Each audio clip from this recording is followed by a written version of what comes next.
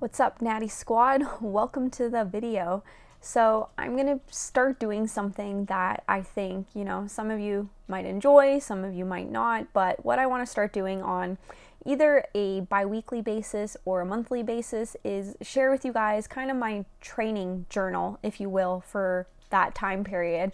When I was first starting out training, I used to watch Lane Norton's training vlogs all the time, and I found them to be pretty helpful. A lot of what I know now is self-taught. He would always share certain things, certain tips and tricks for certain exercises, and I always picked up on a lot of his technique just from watching him explain what he was doing.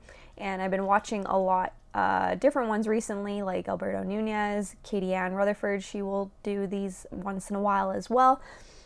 And I don't know, I always found them to be pretty helpful for myself, so I thought that I would just kind of share my training vlogs with you guys. So basically what I'm going to do with these videos is just give you kind of an update with where I'm at with my training, why I'm doing what I'm doing, and for certain exercises, if I can give you form and technique advice here and there, I will. So let's start out with this one. I know it's going to skip pretty quick here, but for bench press, you can see that I have my feet up.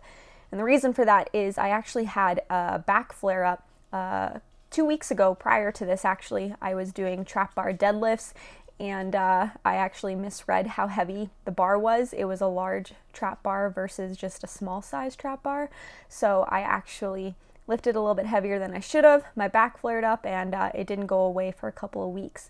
So I was just kind of easing back into things. I had to put my feet up, and that was the best way for me to continue progressing with bench without experiencing any lower back pain. We're good now though. This was probably closer to the beginning of September, this footage right here, and it's actually for probably most of the month of September. Obviously I don't have all my exercises recorded for you guys, but the vast majority of them I'm going to share with you guys today.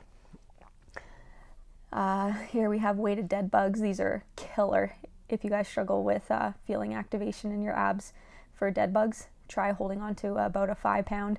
I can only do now an 8-pound dumbbells for those, but they are absolutely killer. I love them. So the biggest thing that I kind of recommend with these single joint movements is to make sure that you keep your head straight. It can be very easy for us to want to turn our head and see how we're looking in the mirror, but that's why you film yourself, to make sure that things are looking okay. So here is actually just a couple of days ago where my back started to feel a little bit better, and I decided to up the weight from 100 pounds to 105 pounds. Easily managed to get 3 reps here. Just needed a lift off from Kyle just to help preserve my energy. I always recommend, if you're lifting heavier with bench, to try to have some help with lift off, just because it does get you in a more optimal position so you can maintain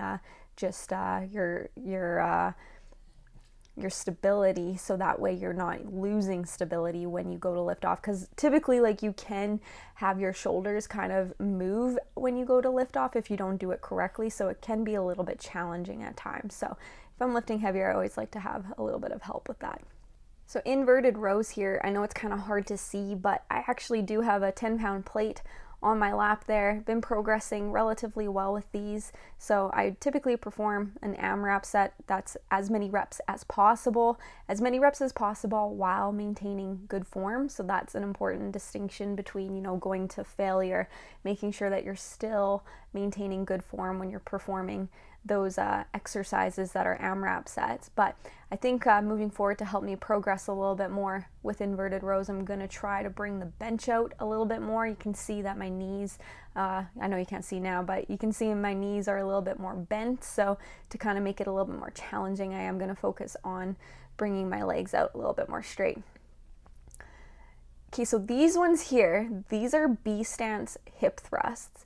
It's kind of a variation of doing a one-legged hip thrusts, but it kind of helps maintain the balance of the barbell by having your foot out to the one side, but all of the tension, all of the pressure is on the left side there, where my foot is completely planted. And I like this so much more than doing one-legged hip thrusts. I find that I can help maintain my balance and focus more on the contraction. That's the biggest thing when you are doing unilateral exercises, is you can be focusing a little bit too much sometimes on the balance of things, that you lose that mind muscle connection of whatever you're performing, whatever muscle you're trying to activate. So I really like this variation. I found that it has helped me really focus on the contraction on each side, but still getting those positive training adaptations that you would get from training with unilateral exercises, just meaning, alternating exercises.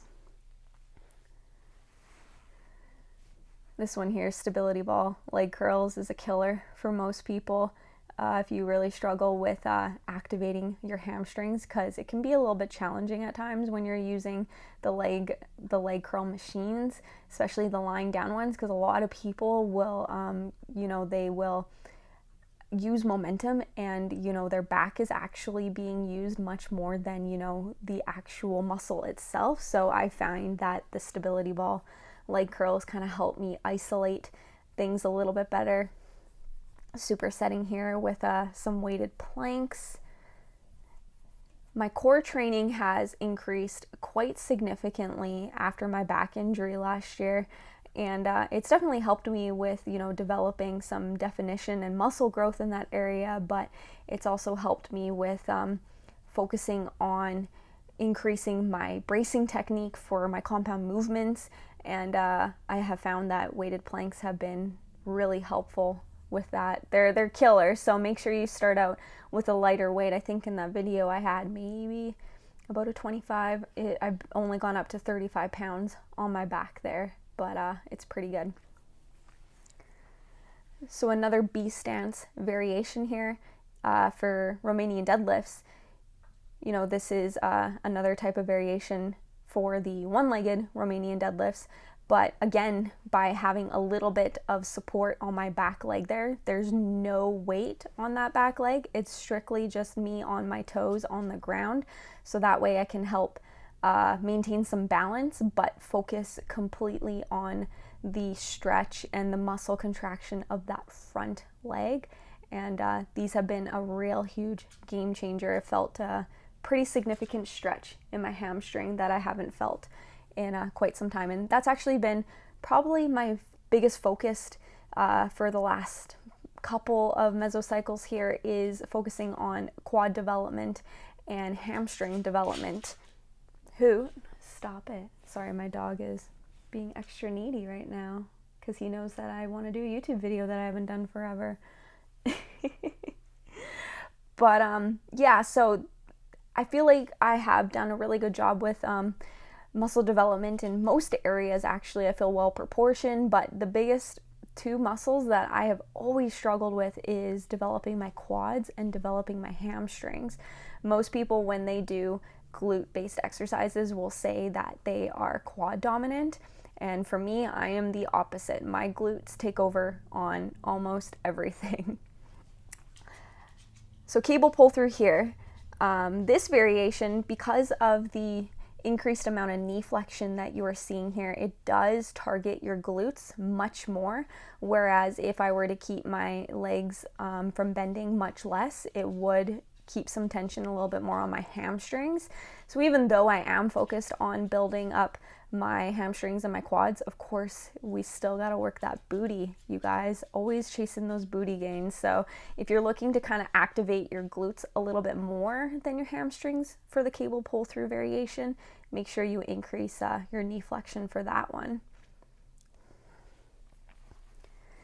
So these ones here, they don't look too challenging, but they're much more challenging than you realize. It's a deficit lying hip abduction, and there's no weight, there's no mini band. It's higher reps. I think I did like 15 to 20 reps on each side, but the abductors are a very small muscle group for us to target, and it's not natural for our legs to move in that direction, so they don't get trained indirectly too often. They're not really involuntary, so I found that these to be really challenging. You don't need anything but a bench and just higher reps, and you're good to go. Those are pretty hard. This one here was actually, I think, 2 days ago now. So I haven't really done any deadlifting since my back flare up. I have found the only deadlifts that don't irritate my back right now are Romanian deadlifts, and that's whether I do barbell or dumbbell.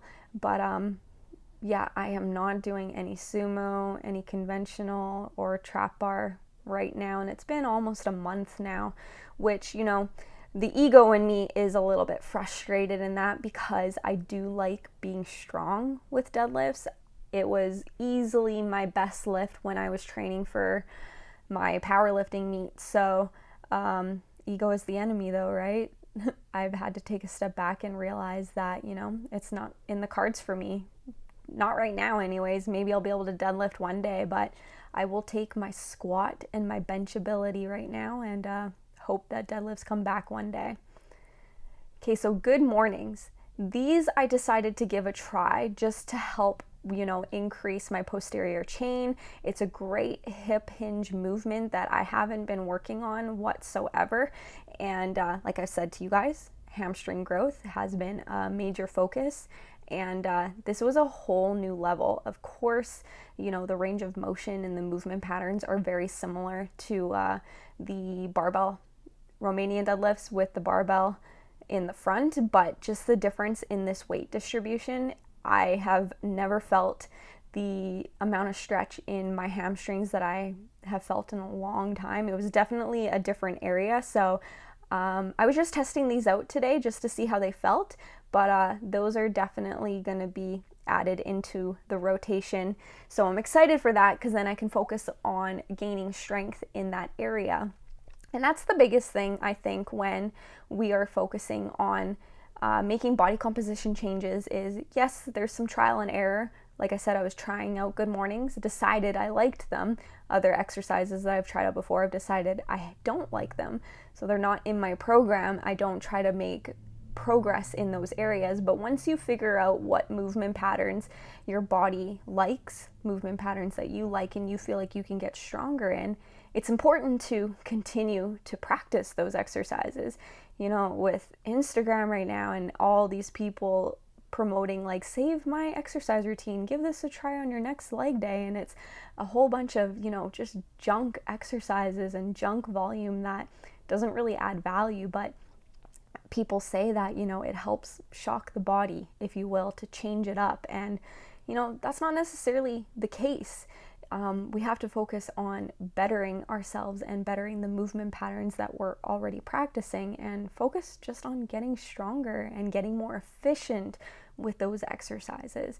And that's what's going to allow you to make, you know, body composition changes that you're looking for, whether you're looking to get jacked, whether you're looking to get, you know, a little bit more muscle definition. It's still important to focus on making progress in those exercises. So I think that's another reason why I want to do these training logs for you guys, is because training vlogs, sorry, not logs, but I want to do that because you guys, you're already seeing a bunch of repetitive exercises that I've already performed, and I want to show people that, you know, in order to make progress and make the changes that you're looking for, you kind of have to do the same thing. Of course, you can add some variability in certain exercises and switch it up here and there, but for the most part, you know, it is important to make sure that you are performing the same movements, because like, as you can see here, these B stance Romanian deadlifts, I'm lifting with 50 pounds, and whereas the clip from a couple of weeks ago, I think it was maybe 40s, I can't remember, but you know, and of course it's not going to be week to week increases. It's not linear. Strength gains aren't linear, just like fat loss isn't linear, but it's still important to make sure that you are making improvements in movement patterns that your body is used to. It's like a runner, a sprinter training for, you know, a race. In order to get better, he has to keep running. He has to keep practicing sprinting. He can't go and become a power lifter and be like, oh, well, I need to shock my body in order to prepare for my race. That's ludicrous, right? That sounds insane when you say it that way. And it's the same thing even if you aren't a professional athlete. If you are looking to build muscle and, you know, get defined or get shredded or whatever your goals may be, if you're looking to make body composition changes, you have got to focus on getting better with compound movements and getting stronger and more efficient. again, here we got some cable pull-throughs again. You know, always chasing those booty gains, but I'm trying to get stronger. I'm trying to become more efficient. Things that I focus on to help improve this is, you know, am I grabbing the floor with my feet enough to make sure that I am stable? Am I pressing my feet away from the floor enough to activate my glutes at the top? You know, a big mistake I see with this exercise is a lot of people will do like a hip thrust at the top. You don't want to do that. You want to focus on making sure that you are standing straight up. So again, just making sure that you're always making improvements. We never just do an exercise once and we're a professional at it. Just like, you know, a basketball player doesn't shoot free throws once and they're, you know, a free throw god. You got to practice. And it's the same thing for bodybuilding, whether it is, you know, your sport, whether it is, you know, just your lifestyle. If you just want to build some muscle, you got to get better at these movements. So hopefully that makes sense. Anyways, that's all I got for you guys. So hopefully you guys enjoyed this, the first training vlog episode. Let me know if you guys have any questions with anything I discussed today. And like I said, I don't know how much I'm going to be doing this, but I'm hoping to do it maybe every 2 weeks. If not, I'll do an episode every month and we'll go from there. All right, make sure you guys like, subscribe, and welcome back to my YouTube channel. I love you all. We'll talk soon.